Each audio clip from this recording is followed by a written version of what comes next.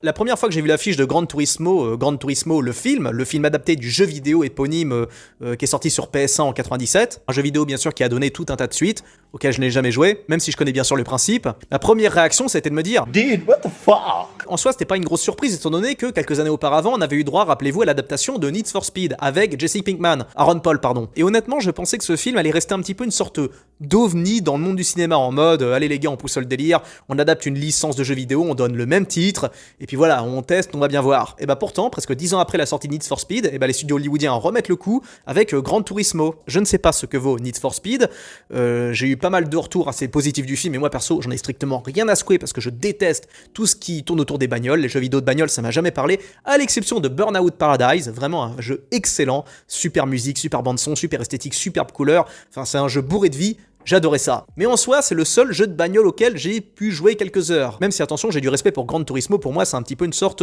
d'œuvre d'art, niveau quasi luxure, concernant les jeux de bagnole. Mais j'ai jamais touché à ces trucs-là, bien que je respecte l'œuvre à 100%. Moi, honnêtement, je peux regarder des gars jouer à Gran Turismo pendant des heures, ça c'est un de mes trucs. Je sais pas pour vous, mais c'est comme les jeux de football, ça m'ennuie d'y jouer, mais par contre, je peux regarder les gens y jouer sans problème. Ce qui m'a toujours dérangé avec les bagnoles, c'est le manque de vie, quoi. C'est le fait qu'on voit pas de gens dans les rues, le fait qu'il y ait pas d'êtres humains qui se baladent, pas de PNJ, juste des véhicules qui roulent comme ça dans un monde sans personne. Perso, ça m'a toujours un peu angoissé. Après, on peut rigoler un petit peu en s'imaginant que le monde des jeux de bagnole, c'est un truc qui se déroule pendant le confinement, pourquoi pas. Pour autant, à part le jeu Paradise, j'ai pas accroché à grand chose. Et donc, Gran Turismo, j'ai regardé l'affiche, j'ai regardé la bande-annonce et je me suis dit, non. Sur l'affiche, il y a Orlando Bloom, bon, un acteur un petit peu sur le retour, qu'on connaît bien sûr pour son rôle de Legolas, à vrai dire, on le connaît principalement que pour ça. David Harbour, également à l'affiche, que beaucoup d'entre vous connaissent grâce à Stranger Things, mais perso, je connais principalement pour sa prestation dans Hellboy, mais également son second rôle dans ce film très glauque qui est Balade entre les tombes. Ça y est, je me rappelle, le film avec Liam Neeson, il a un petit rôle, un rôle de psychopathe, un rôle de mec vraiment vicieux. Je vous conseille de voir ce film qui est très noir, mais par contre, si vous êtes dépressif, évitez de le regarder. Donc c'est un acteur que je kiffe principalement pour sa prestation dans Hellboy, film honteusement trop sous-coté, et le personnage principal, le jeune qui joue le héros du film, je le connais pas. En tout cas, j'étais moyennement chaud jusqu'à ce que je vois le nom du réalisateur, Neil Blomkamp. Neil Blomkamp, quoi. Celui qui a réalisé District 9 en 2009, et celui qui a également réalisé il y a pile 10 ans, l'été 2013, j'avais été le voir au cinéma, je m'en rappelle, Elysium avec Matt Damon. Donc c'est pas n'importe qui. Ok, Elysium était quand même très loin de District 9 par rapport à son message, par rapport à son ambiance, par rapport à plein de détails. District 9, c'est vraiment un classique du genre horreur, réaliste, science-fiction. Enfin, c'est pas tellement de l'horreur, mais c'est vrai que c'est un film assez violent. Film excellent que je vous conseille si vous kiffez la science-fiction. Et donc, voir ce mec-là à la réalisation, bah, ça a fait tilt, quoi. Je me suis dit, attends, ce mec-là, mais il a de l'or dans les mains. Chaque fois qu'il fait quelque chose, il fait des dingueries, il fait des trucs de ouf. Et donc, j'ai été voir le film. Je sors tout juste de l'avant-première. Et franchement,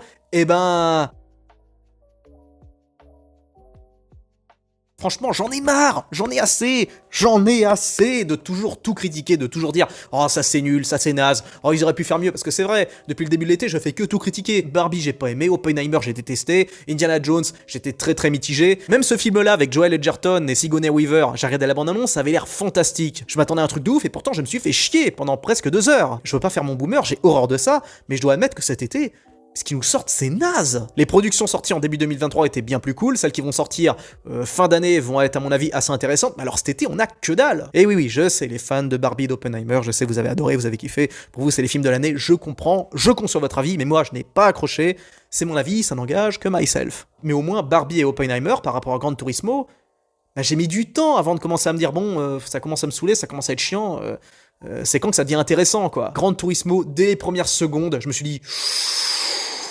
Ouf, ah ouais.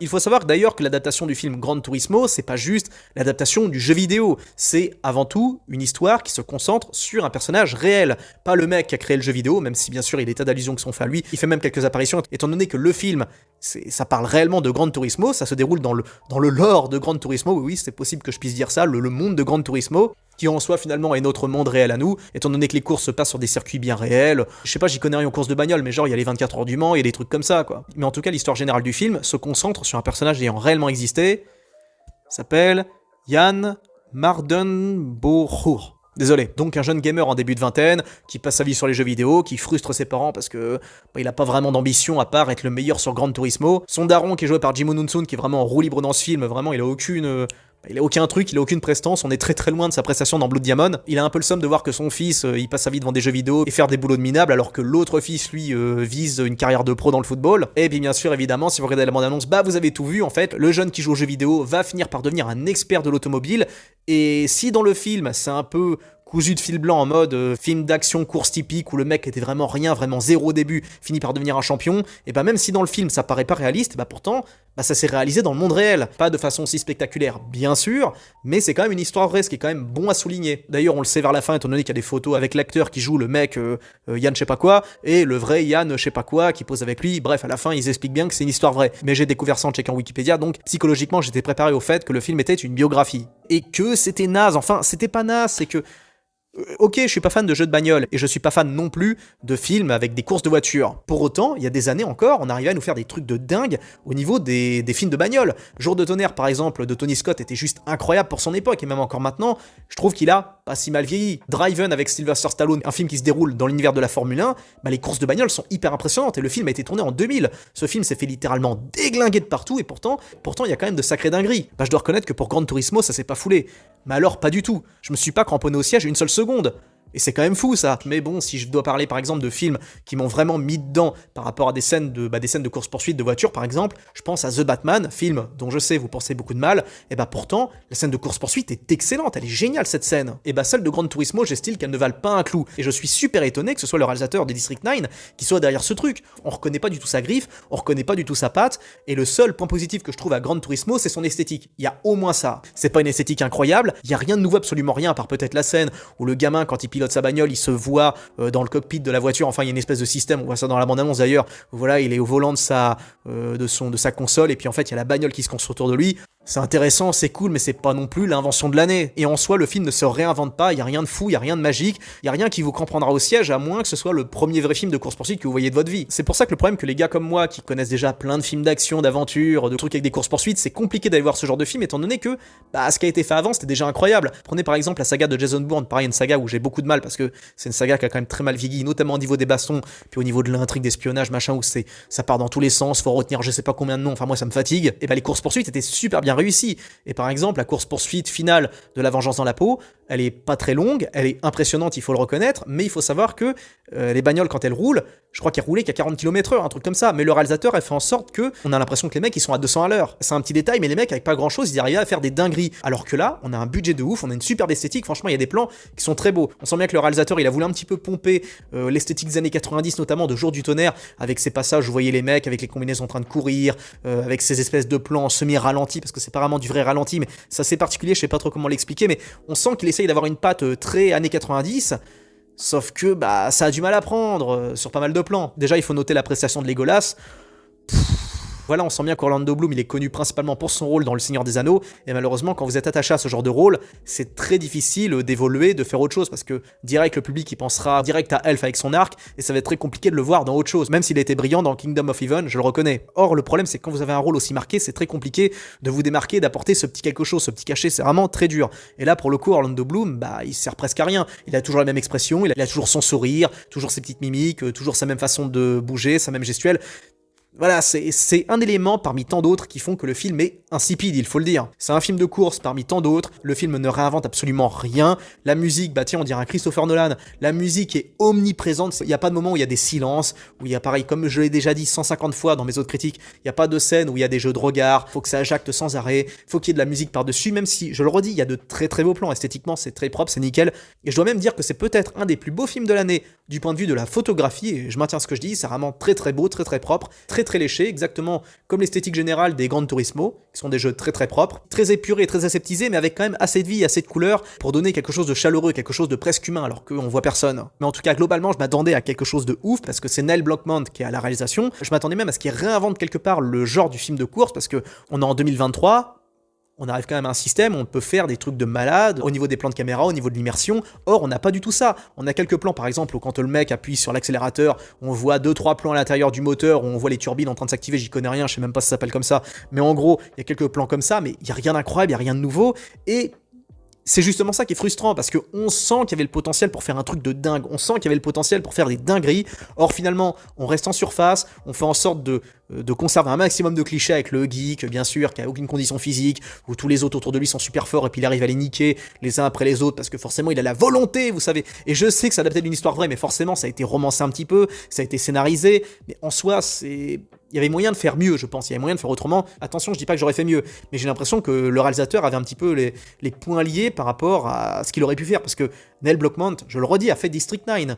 Et même Elysium, c'est pas n'importe quoi. Je pense qu'il aurait pu faire quelque chose de bien plus grandiose que ce qu'il nous a montré dans Gran Turismo. Même si c'est une histoire vraie, bah le film en fait c'est cliché, cliché, cliché, cliché, cliché, cliché, encore cliché, c'est que des clichés, je le redis, le geek qui a aucune condition, qui devient un super coureur, qui devient un super champion de course parce que le mec, l'ancien champion qui au départ pouvait pas le blairer, finalement il se prend d'affection pour lui, il finit par avoir une certaine alchimie avec. Je parle de David Harbour, hein. Dans le film il joue un ancien pilote de course qui a eu un accident, c'est lui qui est en charge par Orlando Bloom de s'occuper des nouvelles recrues, des jeunes qui doivent concourir dans le prix Gran Turismo, parce que oui, j'ai pas expliqué l'histoire, mais en gros, le groupe Nissan est en galère, et pour ça, Orlando Bloom, qui joue une espèce de commercial, il propose au PDG japonais de Nissan, bah écoutez les gars, comme vous voyez qu'on galère, étant donné que les gens veulent plus trop conduire, c'est plus trop leur kiff, on va les voir du côté des meilleurs gamers qui jouent à Gran Turismo, on va les former pour devenir des super pilotes, et comme ça va redonner un petit peu de peps à votre boîte, à votre licence. Les mecs acceptent bien sûr, et ils vont recruter tous les jeunes geeks pour les former sur des vrais bolides de course afin d'en faire des super champions.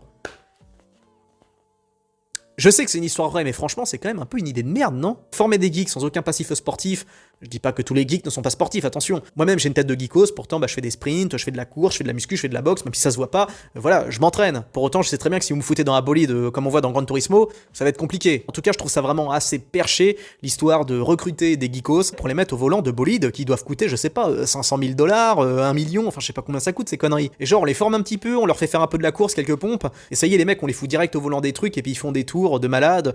Même si c'est une histoire vraie, j'ai l'impression que c'est un petit peu tiré par les cheveux ce concept, mais bon, faudrait peut-être s'intéresser pour ça à la biographie, chose que je vais faire. Peut-être, je comprends pas, je sais pas ce que fait Hollywood, je sais pas où sont passés leurs scénaristes, alors je sais qu'en ce moment en plus c'est un peu compliqué avec la grève des scénaristes, mais ce film a été conçu par des scénaristes, avant qu'ils se foutent en grève. Comment que ça se fait qu'on a droit à des trucs pareils? Comment ça se fait que le cinéma est pas capable de nous faire rêver, bordel? Je pose la question. Il y avait moyen de faire un truc de ouf.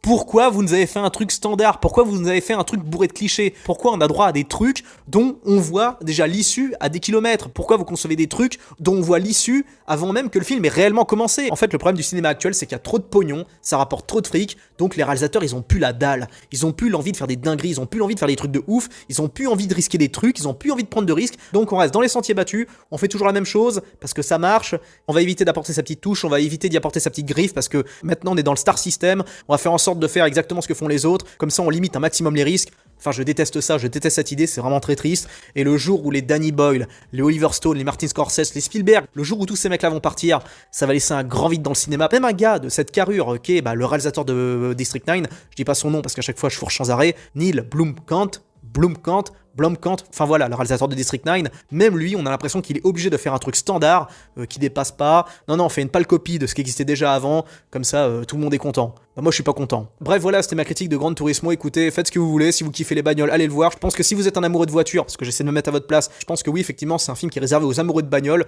mais je trouve ça un petit peu naze, étant donné que des films comme Jour de tonnerre, Driven ou encore Le Mans 66, il y a des scènes de course-poursuite de malades et c'est pas conçu que pour les amoureux de voiture. Donc Gran Turismo, ils auraient peut-être pu ouvrir leur esprit un peu plus large. Je pense que les mecs derrière Gran Turismo auraient pu ouvrir leur chakra et pas juste nous faire une campagne de pub de plus de 2 heures pour Nissan, pour Puma, pour PlayStation et surtout pour son jeu vidéo, quoi. Je pense que cette licence et surtout le public méritait quand même un petit peu mieux. Voilà mes loulous, c'était tout pour aujourd'hui. Merci d'avoir regardé jusqu'au bout. N'hésitez pas à donner votre avis dans les commentaires. Si vous avez kiffé, si vous kiffez ce que je fais, ma personnalité, tout ça, s'il y en a, n'hésitez pas à vous abonner à ma chaîne, j'arrive bientôt aux 5000 abonnés, franchement ça fait grave plaisir. D'ici la prochaine vidéo, je vous dis à très bientôt, prenez bien soin de vous, c'est le plus important. Plein de bisous, ciao.